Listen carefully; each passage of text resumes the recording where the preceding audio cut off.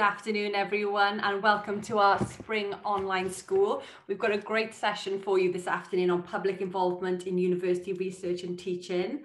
I'm Charlotte Stevenson. I'm a business development manager at Cardiff University, and it's our role to facilitate any kind of CPD activity for the university. A few bits of housekeeping before we get going this afternoon. We've got the chat function and the Q&A available. Please use the chat function if you want to talk to the team, if you've got any technical problems or sound problems, pop them in there and one of us will help you out. And if you've got any questions for our fantastic speakers this afternoon, please pop them in the Q&A and we'll be sure to ask them at the Q&A session at the end of the presentation. We're all working at home in different locations, so please bear with us if there's any technical issues, any interruptions or comedy talking on mute. It's enough from me. I think we'll get started. I'd like to introduce two fantastic speakers this afternoon. We've got Dr. Jim Fitzgibbon and Sarah Hatch. Over to you both. Thank you, Charlotte, for the introduction. Good afternoon, everyone, and I hope you're all well on this I was going to say bright and sunny, but the sun seems to have gone in all of a sudden. And welcome to our introductory session on public involvement in university research and teaching. I'm just going to say a little bit about my role as Public Engagement and Involvement Manager at Cardiff University School of Medicine. I work closely with my academic colleagues to engage and to involve members of the public in research and teaching activity that we do within the School of Medicine. The common thread between public involvement and public engagement is dialogue with the public. However, involvement and engagement are different things, but the underlying principles and motivations for them are very similar. Both activities are about meaningful and mutually beneficial interactions with the public. This means involvement is not about taking information, and engagement is not just about giving it. I'm very passionate about both these areas, but today we are focusing on public involvement in university research and teaching. I am delighted to be delivering this session with Dr. Jim Fitzgibbon, who has been involved in health research for a number of years now as a public contributor. And luckily for us in the School of Medicine, Jim also volunteers his time to be a part of our senior public engagement and involvement management team. Jim will be sharing insights of his involvement in a research project later on. Now, before we begin the main presentation, I'm hoping that those of you who are listening can access a second device and navigate to www.menti.com and use the code 69856949. We just thought we would ask members, attendees today, before we actually start the session, if you do involve members of the public in your work. Now I'll give you a few minutes to hopefully navigate, get hold of a second device, phone or tablet, and navigate to the correct code. So thank you for those that have been able to access the question. It's great that we already have listeners today that do involve members of the public in your work. I will move on to the next question, because all of you that have accessed the survey responded yes. And we would just really like to know, of those have said yes, please can you tell us why you involve the members of the public in your work? Keep it really simple. Keywords are absolutely fine here, but it'd be just be great to get an insight as to why you involve members of the public in your work, if you are able to. Great, so we've got someone to make it relevant. Fantastic. That is an absolutely spot on reason why we involve members of the public in research and teaching activity, actually. Feedback, members of the public, their opinions are of value. To ensure public buy-in for proposals and future plans, fantastic. Improve effectiveness of interventions development, fantastic to hear. So I see we've already got some experienced listeners attending today who involve members of the public, and the reasons why are fantastic to see here. Another reason there, to make sure study is conducted in a sensitive and respectful way. Fantastic. I just want to move the survey on now and just ask if any of our listeners here have got involved in university-led teaching or research. Simply yes or no is all that's required here. Okay, so we've got some people that have got involved in university research and teaching. Fantastic. I'll just leave it go a few more minutes. Thank you, that's really good to know. And moving on then, oh, that's not right. Of those that said yes to getting involved in university research and teaching, can you let us know why you have got involved? Again, keywords here are fine. So just to give us a quick idea of why you've got involved in university research and teaching.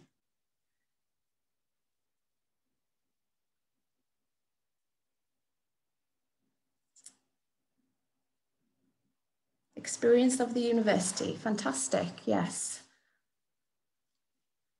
I think if we've got time after the formal part of the presentation, it will be nice to maybe hear some of our attendees today, and you know, here they are personal involvement stories. If you're happy to share, that would be really nice. So we've got wanting to contribute and help make a difference. Thank you for that, and thank you for that. That's great. Now I am going to go to our presentation slides now, and hopefully you can see my slides. Okay, so our title, Public Involvement in University Research and Teaching, was generic on purpose. Public involvement has been around for a long time now, about 30 years, and is growing in importance across a number of different sectors that affect public interest. Today, we will be talking about public involvement in health research and the teaching of medical and other allied healthcare professionals. However, like I have mentioned, public involvement is growing in importance across a number of different sectors. But it's often termed differently. So for example, in computing and informatics, you have user-centered design. And in tackling environmental challenges, they use the term public participation. However, public participation means something quite different in health research. So we have to be mindful of the different terms, particularly when working across different disciplines. In the UK, in the fields of health and social care, the term public involvement has been universally adopted, and I will be explaining what this actually means in a little bit. Please bear in mind that whatever area of work that you are in, it is very likely that public involvement is applicable and very relevant to,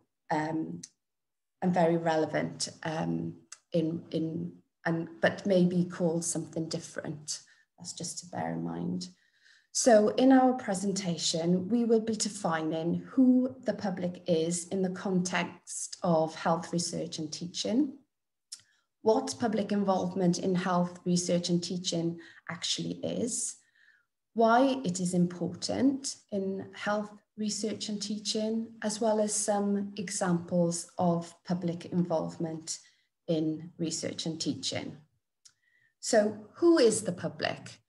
In the context of public involvement in research and teaching at Cardiff University School of Medicine, the public are people who have used health services, are using them or might use them in the future, those living with an illness or recovering from it, carers, friends and family members, including people who are bereaved. Now, this definition is health-focused and fairly broad. Your public will be defined by the specific focus and context of your work. For example, if you are conducting research into Parkinson's disease, you may be keen to involve people with Parkinson's and their loved ones to ensure their voices help to drive and shape research. What is public involvement? Now, we use here the National Institute of Health Research Involve's definition of public involvement. Involve our UK National Advisory Group on Public Involvement, and we also apply this to our teaching activity too. So public involvement in research and teaching is research and teaching carried out with or by members of the public, rather than to, about, or for them. So, for example, public involvement in research includes identifying research priorities in a specific research field, members of the public being a member of a project advisory or steering group, members of the public commenting on and developing patient information leaflets or other materials, and disseminating research results. In teaching, public involvement includes developing lesson or wider curriculum, and it also involves sharing lived experiences as part of a lecture or other learning resources. Now, why does public involvement matter? So we have a whole host of internal and external factors here that come into play. It enhances quality, strengthens the relevance, responsiveness and impact of research and teaching. It increases accountability and builds public trust. It ensures the results of our work reach out beyond the usual environments of academia, business and government. And it supports mutually beneficial personal growth and skills development, not only for the member of the public, but the academic staff that are involved in facilitating it. Increasingly, funders require public involvement and engagement plans as part of funding bids. Here in Wales, Health and Care Research Wales make it a requirement that for all their research proposals, there are elements of public involvement in there. And on the teaching side, regulators such as the GMC require it as a part of the learning programs. The Health Research Authority expects all studies requiring Research Ethics Committee review to involve the public in the design, conduct, and dissemination of their studies.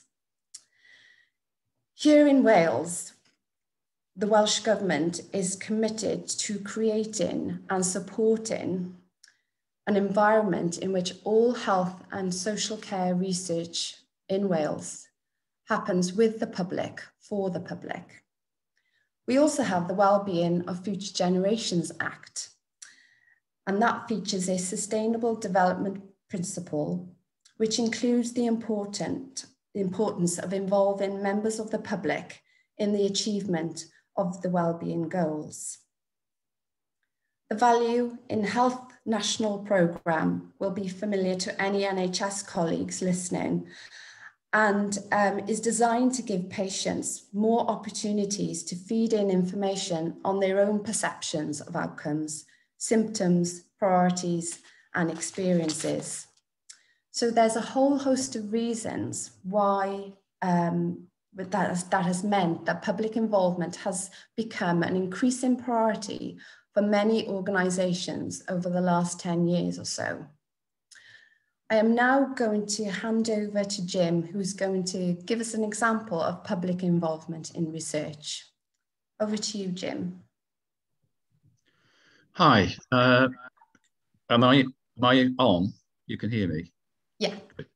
Great. I just want to, I don't want the slide to go back, but I just want to reflect on one of the lines in one of Sarah's slides about 2 slides ago. And the headline was, public involvement enhances quality in research. And for some people, that's axiomatic. It's a given, but not everybody believes that. And the study of how or if public involvement in research does improve quality has become something more and more important, and something that people have started to address probably in the last 5, 6 or 7 years. And I'll come back to that in a minute. The other thing is, in that same bullet point, Sarah talked about how public involvement in research increases accountability, and this is the important bit, and builds public trust. And it struck me when I was thinking about today that if you think of the experience we're going through at the moment, and in particular, how people have responded to the research around vaccine production, it has been, in some cases, really quite difficult to ensure public trust in that research, the speed at which it's happened, and in fact, the conclusions it's come to. And it seems to me there's only recently that the government has realized that instead of putting just scientists forward to promote vaccines, they've actually started to draw in members of the public, usually people of fame, to try and persuade people to take up the vaccine, but still members of the public. And it seems to me that confidence in research and in maybe the vaccination program might have been easier if earlier on they had involved members of the public who had been involved in the research in the promotion of it. Right. Now, the reason I've chosen this case study comes back to my first point. Not everybody believes that involvement does improve the quality of research. So 6 or 7 years ago, in a fairly small piece of research that I was involved in, we thought we'd have a go at seeing if in some way we could actually measure or assess, perhaps is a better way of putting it, the value of public involvement and how it impacted on the research study. We knew that there were already out there a number of schemes for allegedly measuring the impact of public involvement, but it seemed to us they were really quite resource heavy and very context specific, by which I mean they would work in the area, in the location, in the research team where they had been developed, but it wasn't certain to us that they would work elsewhere more broadly. So we thought we'd have a go at trying to produce something which might work for us and was not going to be so resource heavy that people would groan and put the thing to one side. This is the case study. I'm hoping that there's nobody who understands very much about radiotherapy out there, because I will not be able to answer any detailed questions on it. In a sense, the subject of this thing isn't very important, but this is what it was about.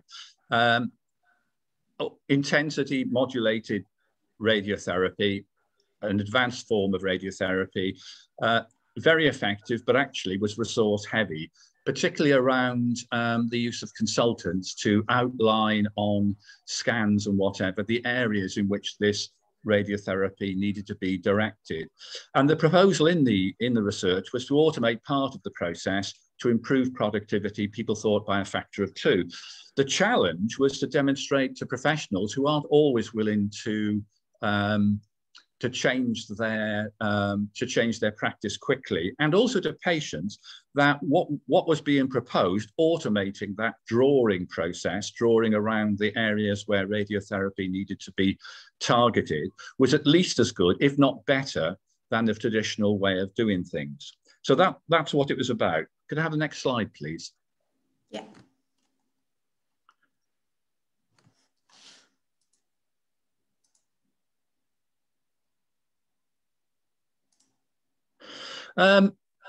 There were a number of inputs to it. I was one of 2 fairly experienced public contributors.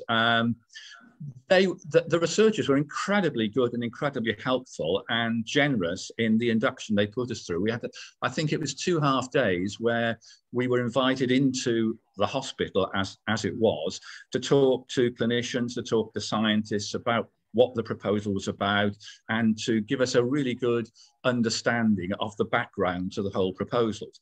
There was a budget to support our work, and I mention that because if you're not already using members of the public in your research, you need to be aware that it's become more and more common for members of the public to be offered an honorarium by way of compensation for the time they spend in volunteering in research. In our case, neither of us took up the honorarium, so it was largely unused, but it was important it was there as a possibility. We attended study management group meetings. We also commented on stuff, the sort of things that Sarah outlined previously, various bits of paperwork, protocols, things that might go out and be shared with members of the public outside of those meetings. And this is the important thing. A little way into the study, we decided we, by which I mean the lead researcher and myself and my colleague, public contributor, we complete a very simple diary sheet separately, which indicated how we thought separately that we had impacted on the research. And at the end of it, we had a review, the lead researcher and the 2 public contributors, where we compared notes to see what we thought what impact we thought we'd made on the research. Can I have the next slide, please? Now, these perceived benefits were not those that we as the public contributors came up with. These were entirely from the researchers. A fairly obvious one, and one I suppose we expected, was some improvement to the study documentation. The one that was a bit more of a surprise was, I perhaps ought to read even more focus on patient benefit, but the researcher said he had the impression that he was quite clear that there was even more focus on patient benefit I think by reason of our presence and by reason of the questions that we asked. Not everybody, as I said earlier, is completely sold on public involvement. And I think I mustn't overgeneralize, but I think it's more difficult to win over people in lab-based disciplines and in technical disciplines than it is in those areas where there is much more contact directly with patients. So there was actually a recorded and acknowledged a change in attitude among some of the scientists to public involvement. When we came to the end of the study, they said they're going to have another study leading on from it, and please, can we have more public involvement? Commitment to partnership. What I mean by that is I think some of the people some of the researchers were quite worried that we as public contributors were there to be sort of inspectors. And I think quite quickly they realized that we weren't there to necessarily hold them to account. We were there to help them make their research even better than it was going to be. So this concept of partnership came out of it. People started talking about partnership and how well we had worked together. They also felt they could have greater confidence in their conclusions because they'd been tested throughout the study with members of the public, and they felt that had actually given them greater confidence that in fact their research had some value. I've put that last bullet point in because I think, as I said, some of the benefits we expected and some were unanticipated. And I'll come back to that in a second. Next slide, please. Right, we realized we'd made a number of mistakes in setting up this sort of little attempt to evaluate whether we'd made any impact on the study. And the first one was we should have actually thought about it before we started. And we should have thought much more clearly about what we wanted to achieve through public involvement, which is a matter of tasks, but also indicating some of the impacts that you wanted to achieve through the delivery of those tasks. We also thought, well, probably we should have thought a bit more about the actual public contributors. They recruited us, but perhaps in future, what they really ought to do is recruit people having considered very carefully about the skills and the experiences that they wanted the members of the public to have to make sure that they could actually deliver on the tasks that they wanted them to address. I said already, the induction was very thorough. At the same time, depending upon who you recruit, we thought there might be some thought given to any training needs, not just the induction, but there may be some training needs that the members of the public would have. And also there might be some value in the members of the public having a sort of a mentor, somebody they could contact on a regular basis, maybe on a quarterly basis, more frequently if necessary, to clarify any issues that they felt they couldn't clarify in meetings, but they needed clarification of to help them be the best public contributors that they need. I've talked about the budget already, so that would be another another necessity in ensuring that we could measure the impact properly. And then finally, we've tried to keep the thing very light. The only recording was through a paper diary, a diary sheet, which the researcher and the two public contributors made as we were going along. So we'd be sat in a meeting and we think, oh, actually that's changed as a result of this. And we'd note it down separately. But then, so that's the light touch element of it. It's not complicated, it's not difficult, but it does need to be structured in some way. And meetings to undertake the review need to be timetabled This particular study was one which only lasted, I think, something less than a year.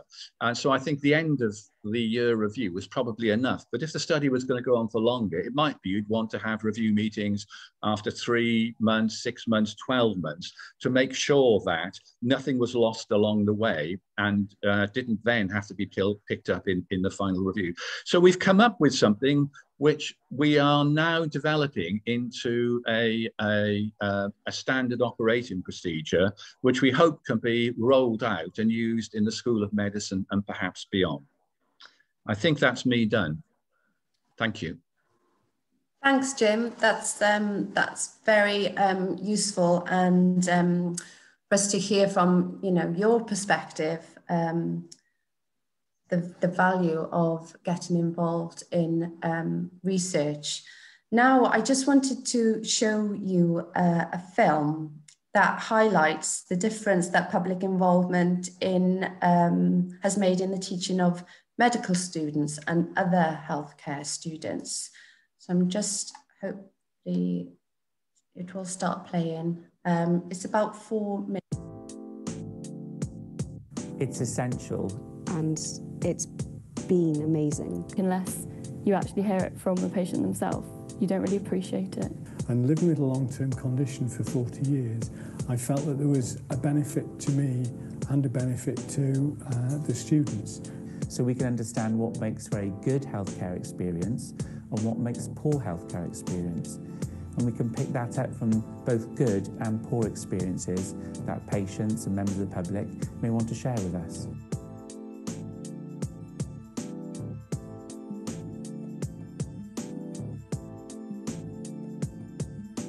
Having patients and service users come and talk to students, I always find that if someone comes in and talks about the condition that they have or the treatment that they've had, then it instantly sticks in my head. Seeing the illness or the condition within the context of someone's story, that kind of gives an extra layer of understanding.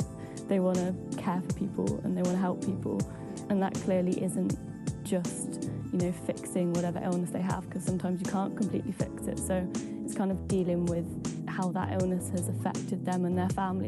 And one of the important things, I think, from a teaching point of view, is that when we engage in these events, the lecture rooms are actually silent and the students are really listening to the patient. You could hear a pin drop.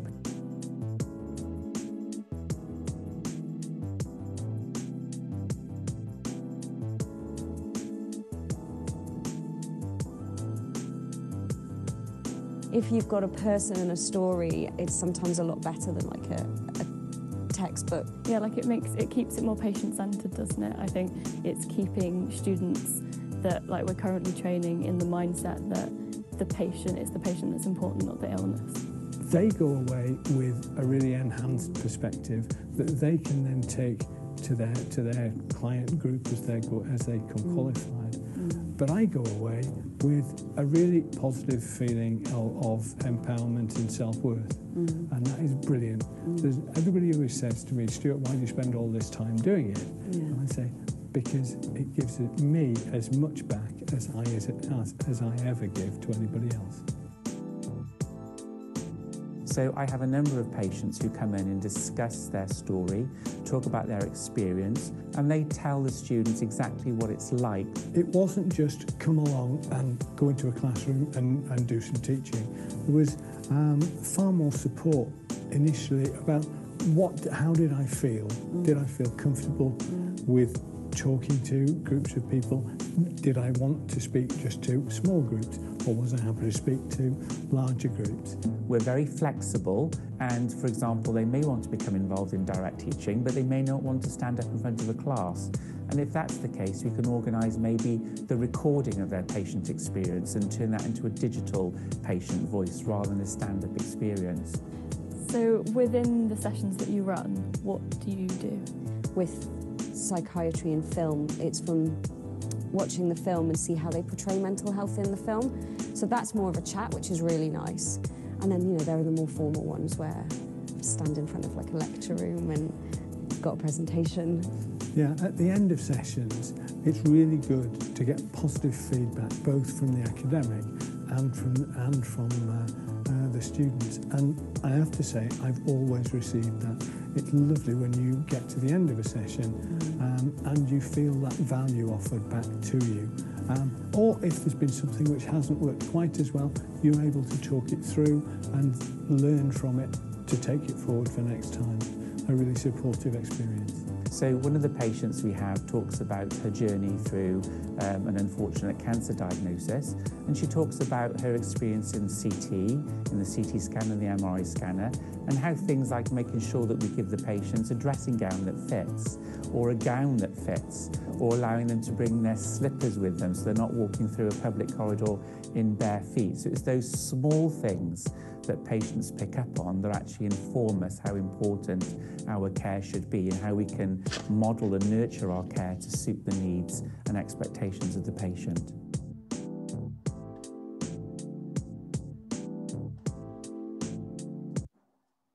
Okay, I think the film provides a really nice flavour of how valuable public involvement within the teaching of our future doctors and other healthcare professionals. I now want to give another specific example of public involvement in teaching. This comes from the School of Medicine's intercalated Bachelor of Science in Medical Education, specifically the module Social, Historical and Contemporary Context to Medical Education, which is run by my colleague Sue Jenkins, and embeds the place of the patient in medical education and uses the compilation of patient narratives collected by the students to enable them to apply the knowledge they have gained from the course and achieve many of the learning module outcomes. So within this module, students attend outpatient clinics where they learn from biopsychosocial conversations and benefit from clinical teaching opportunities. They're also introduced to the clinical problem of chronic pain, which is currently not part of the MBBCH undergraduate curriculum. The students then make visits to patients' homes following the completion of all relevant risk assessments. During these visits, students hear patients describe what it's like to live with a long-term condition in their own words. Students gain an invaluable understanding of the social and psychological impact of the condition on a person. They start to develop empathy for the impact on the patient and reflect on their own history taking and conversations with patients. Evidence confirms how valuable it is to conduct these sessions in the patient's own home where they feel more comfortable. Students also conduct some self-study to learn more about the long-term condition. These patient narratives are then used in the module assessment, where the student identifies a theme from the narrative and produces a 3,000-word essay assessment. Themes are based around the module content, for example, religion, isolation, coping, gardening, medicalization. Students consider and reflect on the theme and rationalize a new recommendation for medical education based on educational theory and pedagogy. Examples of recommendations include more inclusion of patient narratives, student-led clinics, gardening in residential homes, curriculum content on specific areas such as stigma, identity, medicalization, sociology, and patient-centered care. This module has been running for a number of years now, and there is strong evidence that the use of patient narratives support the development of students' empathy and interpersonal connections, as well as a deep awareness and understanding of patient autonomy, dignity, and patient-centered care. Now we've come to the end of the formal presentation, but on this last slide, I've included some further links to some films highlighting the value of public involvement in research from an academic researcher's perspective and a public members of the public perspective. As well, there are short snippets of narratives from some of our public contributors who have got involved in university research and teaching. So now I think Jim and I are ready to answer any questions that you may have. So please feel free to put your questions in the Q&A. Or I'm sure if you want to speak your question, one of the team will unmute you and we will do our best to answer any questions. Fantastic, thanks both. Yeah, if you've got any questions, please pop them in the chat or raise your hand and my colleague Jess will unmute you when needed. We've had a question about, will the slides be available afterwards? So we are recording the sessions and they will be on YouTube, so you can go back and watch them and sort of digest the information a little bit more, because it's quite comprehensive what we've covered. One of the questions to start us off, if I or my organisation want to get involved with Cardiff University research, what's the best way to go about this? Sorry, Charlotte, I lost you. Some technical problems. Yeah. So if I or my organisation want to get involved with Cardiff University research, what's the best way to go about this? Well, if it was specifically health research, then I would say get in contact with myself, and I would be happy to help. If it's with general research, general university research, then again, I would be happy to signpost to different schools within the university. We have obviously our areas of research expertise are very broad. So if there's specific areas of research that you would like to get involved in, then I would be happy to signpost you to colleagues across the university. Fab, and you've got the Twitter on all your slides there. So it's at Cardiff University, at CU Medic Engage. Yes. And you guys will be able to sort of direct people or respond to people there. What support is available if any of the patients, if research does not have the desired outcome?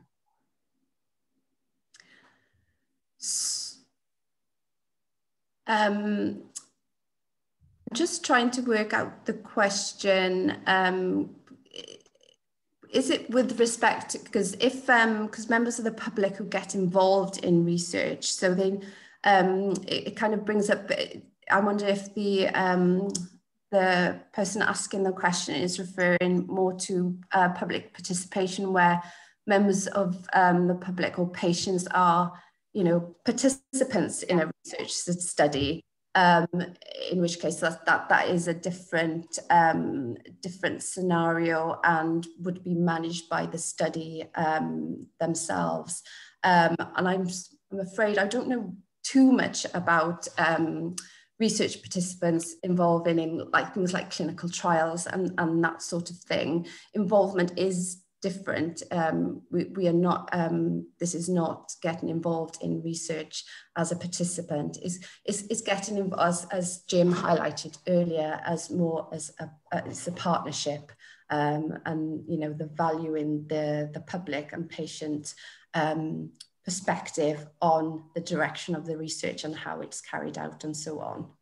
And that's why I mentioned the notion of a mentor within the research team. Someone, if you're not happy, if you don't understand something that's going on, or if you're not happy as somebody who's involved, if you're not happy with something that's going on or don't understand it, it's really important to have somebody that you can contact within the research team to, outside of meetings, to actually get some clarification, get some help and support.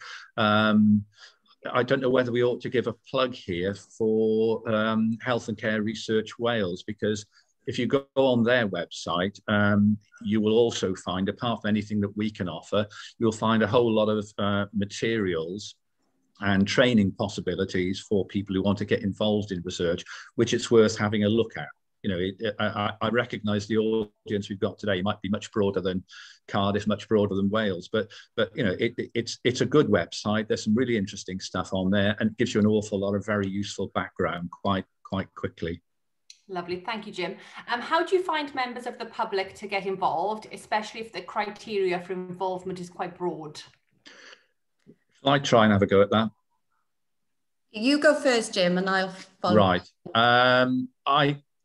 I would start off by going back to what I was trying to say earlier on, which is if you want to involve a member of the public in your research, you need to be really, really clear at the beginning why. You need then to be clear about what you want them to do and how you're going to come to some conclusions about whether they've achieved that at the end of it. In a way, it's a bit like these people aren't paid formally and they're not formal employees of the university or the research team, but you almost have to treat it as if it were a job. So you go through, role description, job description, probably interviews or discussions of some sort.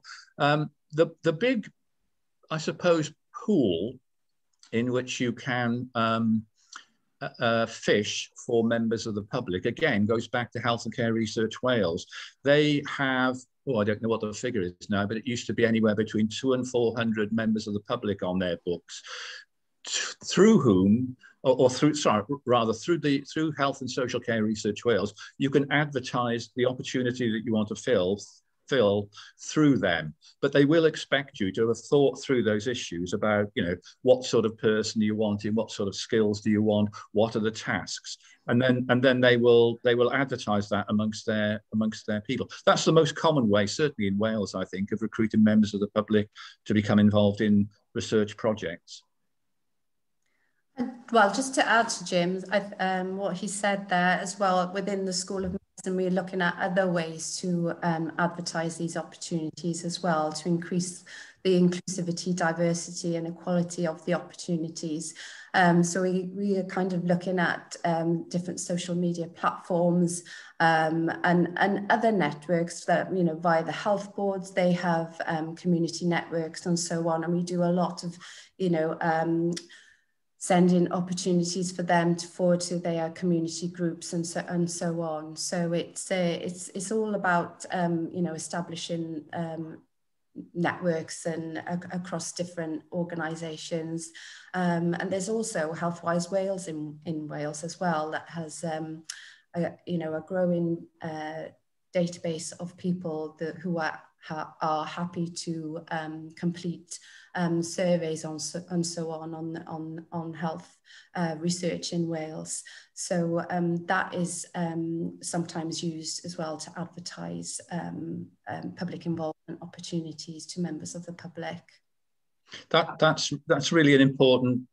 Well, the two hot issues for a while now have been inclusivity, and Sarah is absolutely right. We need to find different ways of involving people who traditionally wouldn't have got involved in research. And the other big issue is the one I touched upon, which is measuring impact. So they're the two big areas. If you want to research anything in involvement, those would be the two things that you probably ought to have a look at. We're not very good at either of them at the moment. We're not. Thanks both. Is there a way to measure the impact of PPI, a way to quantify the impact? Yeah, I think I've seen lots of different. If you go on if you do a search amongst the literature, you will find people who have tried to do that. And as I was trying to say earlier, usually they're very complicated. They're very context specific, so that they will arise out of a particular research institute or centre or whatever. Where people have ownership of that.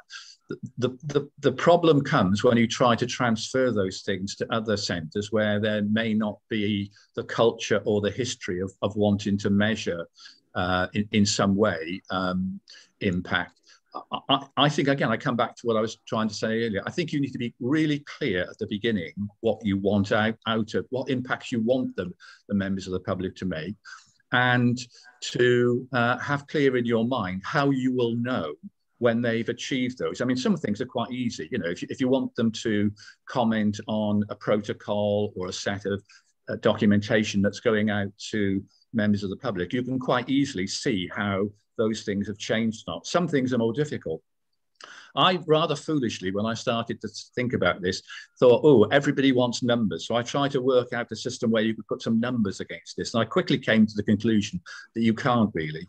And the best way of describing impact is by the sort of careful thought I've tried to describe earlier, through case studies. You know, and the Welsh Government has indicated that in its attempt to move that issue forward, that's the way it will be going. So get lots of case studies where you'll have examples of impact and how people have actually, I would say, assessed rather than measured, because measure seems to always assume numbers. And as I said, I don't think you can get to numbers on this. I think few people have tried to come up with toolkits and frameworks and guidance on how to measure the impact of PPI. And I know colleagues within the School of Medicine are looking at a kind of simple transferable tool.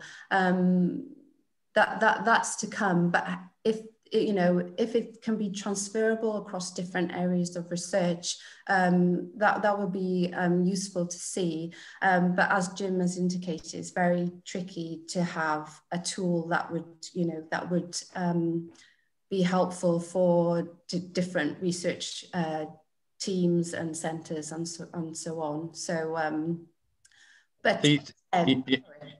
sorry, yes, the thing that Sarah's describing is a standard operating procedure, and it's very simple, and I think it has to be. It may not be as scientific as some people would want, but it has to be simple, because I think what we have to remember is that most researchers involving members of the public in their work are not given a great deal of time to do this. It's a sort of an add-on, a thing they do almost out of goodwill. And if you add a very large burden through wanting to measure the impact of involvement, people won't do it. They don't have the time to do it. So it's got to be simple, easily used, and not resource intensive. It's got to be something really quite. And I think researchers are quite used to producing case studies, and I think that's probably why, at the end of it, that's probably, I think, the direction that most of us will go. Thank you both. We've got two more questions before we finish. Are all researchers or academics happy to include PI, or do you often find some resistance? Do you want me to do it or not? I think as Jim has mentioned previously, there are certainly within the School of Medicine, there are areas of research which are closer to the patient service user that make it more easier then, if you like, to see where patient involvement can add value and be of benefit. We do struggle more with convincing the more basic scientist researcher who's very focused on a specific area of research. Ultimately the outcome would be patient benefit, but they are looking down the lens of a microscope and studying microscopic cells or whatever they are, and it's more tricky then to kind of sell public involvement to academic researchers who are lab-based focused and very basic science focused. But there are always ways to involve patients in research and even basic science research, and we have really nice examples of that too. But yes, not everyone is on board, and hence why there's still a lot to be done in convincing academic researchers to embrace public involvement across basic science right through to the patient bedside. I think that's right. Although I would say once you get hold of people, once people get the idea in their heads, the people who may initially be reluctant actually become your greatest ambassadors for the thing.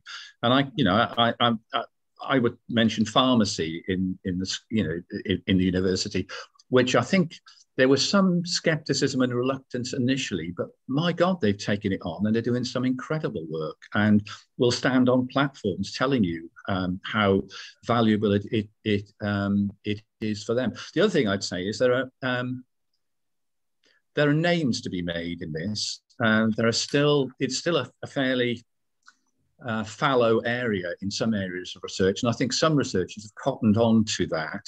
And have started to make a name for themselves, and that's important for them professionally, and I think and helpful to individuals in developing their career. So I think there are all sorts of reasons why you should do this, ranging from it's the right thing to do to you have to do it to get the money from funders to career issues. So I think I'm quite optimistic that we've made a lot of progress, even what Sarah referred to as in the area of basic science. I think we're making a lot of progress, and Cardiff can be and should be and is, I think, leading in quite a lot of this. Brilliant. Last question then: has COVID made engaging with the university for research or teaching more complicated? Do you want to go first on this, Jim? Because I don't know whether somebody was eavesdropping on me before the thing started, or whether somebody's planted this question. I believe, as with most things in life, making progress in something depends upon and then there are all sorts of things, but for me, probably the most important is building relationships. And I think that's so important in public involvement. It's about listening to people, finding out what their issues are in their research and how public involvement might help them with that, and helping them to do it. So that's about dialogue, listening, dialogue, supporting.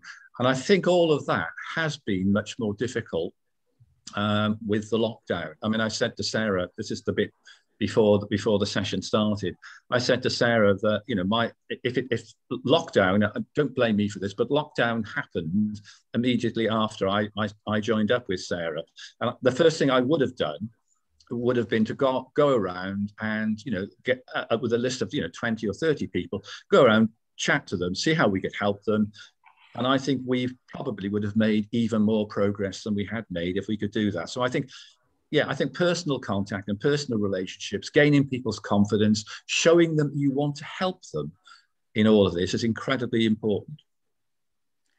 Just on the flip side of that, though, I think the pandemic has really opened our eyes to some opportunities for public involvement also, with carrying out such involvement via online platforms and so on. It's not restricted to people just living near Cardiff or the South Wales area. We can open it up and include the whole of Wales in these opportunities, because it doesn't matter so much on geographical location, and also for some people it might be easier to get involved if they can do so from the comfort of their own home. So whereas there has been negatives, I think there are positives as well that have come to light living through the pandemic, which we need to be mindful of and keep hold of them as we hopefully return to some more normality through the next few months and years. Oh, lovely. Thank you so much both. We've reached sort of the end of the session. I know you've got the Twitter CU Medic Engage if you want to carry on finding out what the team are up to and engage with them in some way. Thank you for everyone who attended and for your fantastic questions this afternoon. And a really big thank you to Jim and Sarah for a really fantastic presentation and a really comprehensive set of Q&As after. Really good. Thank you both. Thank you. Thank you. Thank you all. Have a good day. Take care.